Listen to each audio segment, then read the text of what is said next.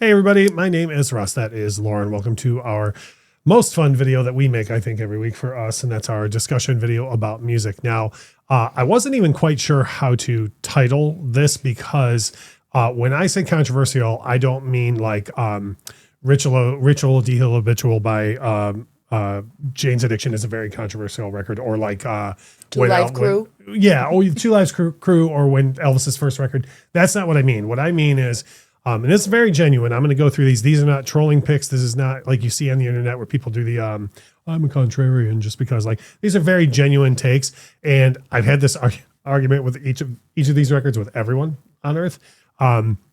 These are well-known acts where each of these have, for most people, have a definitive record that everyone says, "Oh no, that's the best album," and I could not agree more. Agree less. I have. Most of the time, it's other people's least favorite record ends up being my favorite.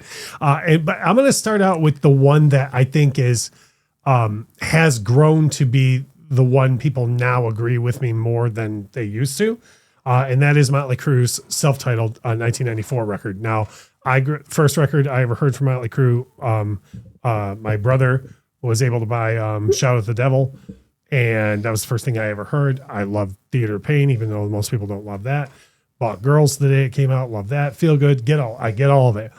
And I don't even have anything against Vince Neil. Like, you know how with Van Halen, like if you love Sammy, you're supposed to hate Dave, and if you love Dave, you're supposed to hate Sammy. Yep. I don't, but you're supposed to. So a lot of times people feel that way about Crew, like you have to love Vince or John. And I have nothing against Vince Neil at all, but every single song on their 1994 record is better than anything they ever did on anything ever before that.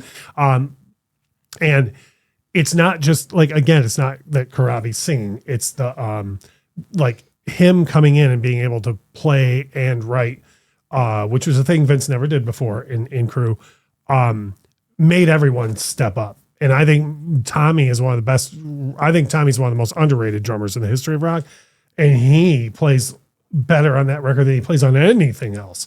It's not even just about the singles. Like Hooligan's Holiday is fine, and so is Misunderstood. But there's stuff on that record. Like there's a song called Poison Apple that I think could have been on any other Motley Crue record. Like, and to me, that's the best way, for lack of a better term, that's the best way to apples it. Like I could play, I could play any song off of a slickly produced record like Dr. Feelgood and then play Poison Apple. And I think you would be able, that's more of a one-to-one comparison. You have done that for me. I'm sure I have. Yes, I remember this. That sounds like something. I remember exactly where we were in the car when you did that for me. So see, I remember it. That sounds like something I would do.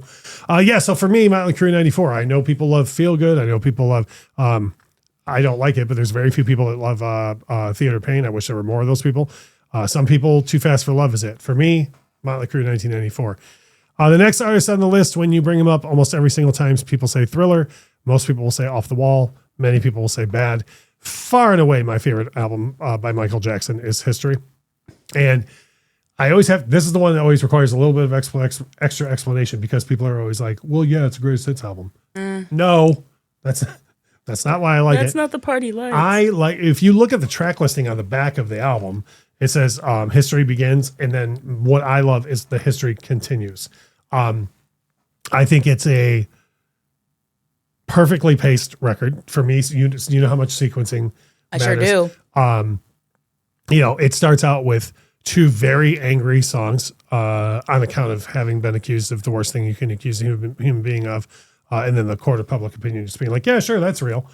And then goes into Stranger in Moscow, which I love. It's such a beautiful song. And it's not the only, I mean, Earth Song's on there. A beautiful cover of Smile rounds out the record.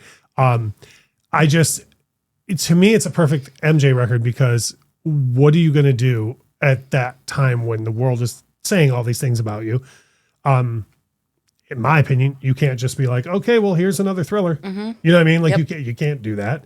Any lyric, you're right, is going to be taken out of context, or people will say, oh, see, look, there's, he's trying to say this, that, and my man came out with songs like Money, Tabloid Junkie, This Time Around, and was just like, hey, here's my side of it. Also, I'm going to sing I feel Angry Mike is the best Mike. And his voice is so angry and concentrated anger on so many songs. But then you have things like Earth Song, where he's like, "You will not turn me away from my message." And then even though he didn't write it, I think the album closing with Smile is brilliant. Here's a guy, in my opinion, I take that to mean the world is saying these things about me. I just told you how mad I am about it, and I'm still smiling. I think that's such an inspirational message. I couldn't agree more. The next one is one that I don't know that everyone has a favorite album by this guy. If anybody has a favorite album, I'm going to guess it's going to be the first one they heard. Okay, but I would say by and large, if you were to grab a bunch of people and go, "What's your favorite Weird Al album?" Somehow I would say it's going to be one of three. I think it's going to be Off the Deep End, Bad Hair Day, or Straight Outta Linwood. Yeah. Linwood, because Pentiums was so huge, right? That's Pentiums is on Linwood, right? Pentiums was on Running with Scissors. Okay, then Scissors. No. White and Nerdy was on Linwood. Okay. Oh, okay. Then yeah. Whenever I think Running with Scissors, I immediately honestly. think So you're thinking about his entire stretch from '92 to 2006. It just seems to me that's like that's what most the hot people, pocket. Yeah. For me, it is Poodle Hat. Far and away my favorite Weird Al record. Like the only in a distant second is probably Mandatory Fun.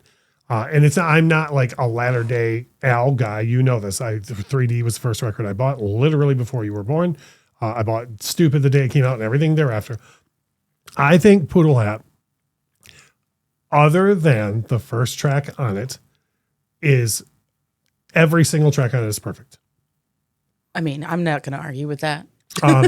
You have, like, again, the biggest strike against it, which is usually never the case with a Weird Al album, is the first single and the first song on it, Couch Potato. I think there's many reasons why that's not great. And I think I hold that single personally responsible for the fact that people don't know what else happens on this record. I agree. There's things on here like Bob, like Party of the Leper Colony. I think if people said to me, you know, Dare to Be Stupid is probably most people's go to, like if someone goes, well, play me a Weird Al original. Yes. I'd play Leper Colony before anything else. Oh my gosh. Yeah. It's brilliant. Yeah. It's brilliant. Closes with one of the best long Weird Al songs ever. The other parodies that are on there are spot on. Are all perfect. Yeah. I would have picked almost any of, like, I will die on the hill that eBay should have been the lead single off of this record. This is literally why I married you. See, fellas, get you some musical taste and you can end up with somebody like Lauren. But yeah, I think far and away, and again, you're talking to a person who, like, you know, his second record was the one I bought. I know every single song on everything since then. So it's not like, and I'm not discounting anybody what you said about the first Weird Al album that you buy is always your favorite. Like, but like in 3D, it's far and away not my favorite. Like, well, yeah, and Poodle Hat is just chef's kiss. So if you're even a casual Weird Al fan and all you've ever heard off of this record is the Eminem parody, go listen to the rest of it. I think you'll be stunned at how really, really, really good it is. And this next one is no one's favorite album. I love that this follows Weird Al. Well, I mean, you know, I'll just come right out with this one, Chinese Democracy by Guns N' Roses. And I have never had my head caved in on the internet like I do repeatedly for this. It's to this day, people always want to say one of the dumbest phrases in English, which is, oh, it's not really a Guns N' Roses album. Yes, it is. Yes, it is. Guess who released that album? Guns N' Roses. And no, I don't care that you have personal favorite members who were not in the band at the time. It's when Axl Rose and people that are in his band get together and release an album, it's Guns N' Roses, period, end of. I think there's so many things that held this record back. The fact that a bunch of people said, well, if it doesn't have Slash, it can't be great. People that said, you know, oh, well, it took forever. Oh, well, it took a billion times. I don't care. If you just listen to the album on its own, I think there's some of the most diverse material Guns N' Roses has ever done on the record. Like there's a song called If the World on there that starts with a hip hop break beat and then has Spanish guitar over it. And then keyboards come in that sound like they just were left off of a James Bond theme. Like there's so much happening. I think it's got some of the best lyrics that Axl's ever written. I quote at least once a week to you the song "Sorry," which sure is do. It's harder to live with the truth about you than to live with the lies about me. between the guitar players that are on there. And I've never heard this album and said to myself, oh, Slash could have done that better. Or boy, I'm glad Slash didn't get to play on this. Like, if you listen to the guitar players that are on there, none of them are trying to be Slash. They're all trying to put their own stamp on Guns N' Roses. And there's so much diversity.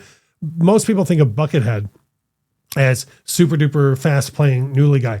In the song Sorry, he does a blues solo that if I played it for someone and told them that it was a new song with Slash, they would believe it. And I don't think the intent was to sound like Slash. He just does a bluesy solo that you would never expect from him. My favorite Guns N' Roses song of all time, Better, is on there. It's an absolutely fantastic document. And for me, everything GNR does is summed up on that one album. That's why I don't care who played on it.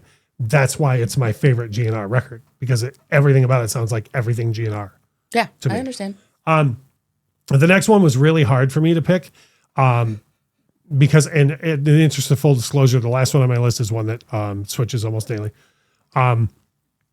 But, and again, in the interest of not just going, well, I'm trying to be contrarian, most people's favorite album by Prince is Purple Rain. And I don't dislike anything about Purple Rain. I think it's a masterwork, but you're also dealing with an artist who put out, 20 masterworks out of the 40 that he released while he was here, You have albums like Sign of the Times, which is one of the most ambitious records I've ever someone's even conceptualized ever. But for me, overall, my favorite Prince record is Parade. And I think I've played it for you and told you before, like, hey, Kiss is on here, but you're about to hear nothing like Kiss until it happens. That's for sure. The album starts with stuff like Christopher Tracy's Parade and New Position. It happens to be a soundtrack for a movie most people don't remember called Under the Cherry Moon, which we still got to watch that sometime. You've never seen it. It's a black and white comedy that Prince made. But the movie is set in France, so there are like some French sounding themes run through some of the songs, like Do You Lie? I think one of Prince's most positive message songs, Mountains, is on this record. My personal favorite Prince song of all time, Sometimes It Snows in April, closes out the record. You have hard rock stuff on there, like Another Lover, like A Hole in the Head. And then you have, I don't think the song exactly fits into the record, but you have the undeniable funk of Kiss, all just chilling on this one record. And I think when the average fan thinks of Purple Rain, they probably think of Let's Go Crazy in the title cut. And there's so much brilliant stuff on there. When the average person thinks of Parade, if they ever think of Parade, they think of Kiss, and that's it. Move on. Yeah.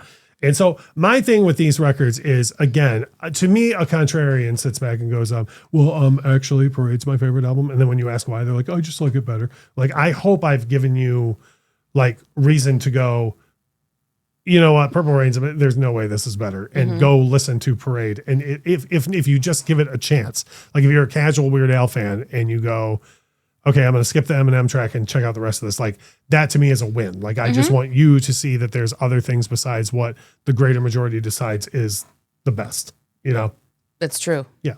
So those are my thoughts on those. I want you to do a follow-up video like this one day. I do. At least with like Elton and Billy alone, I know for sure. I have weird tastes. You don't have weird tastes. You have your tastes.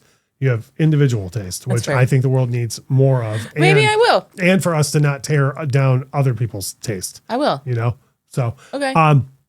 Please drop a comment. I'm certain people are going to disagree with a lot of what I said, especially the GNR stuff. That's fine. Just do it respectfully. I would love to have a respectful conversation with you in the comments below. Anything that comes on there like Chinese democracy is trash, it'll get deleted as soon as you're done typing it. So don't do that. But, if you listen to any of these tracks on these albums, drop a comment. Let us know what you think. If you have unique taste where you go, okay, well, Chinese Democracy isn't my favorite, but this other one by GNR is, that's not the obvious choice. Drop that comment as well. Either way, that is Lauren. My name is Russ. Drop a like on the video if you would, please. As we always say, thank you so much for watching.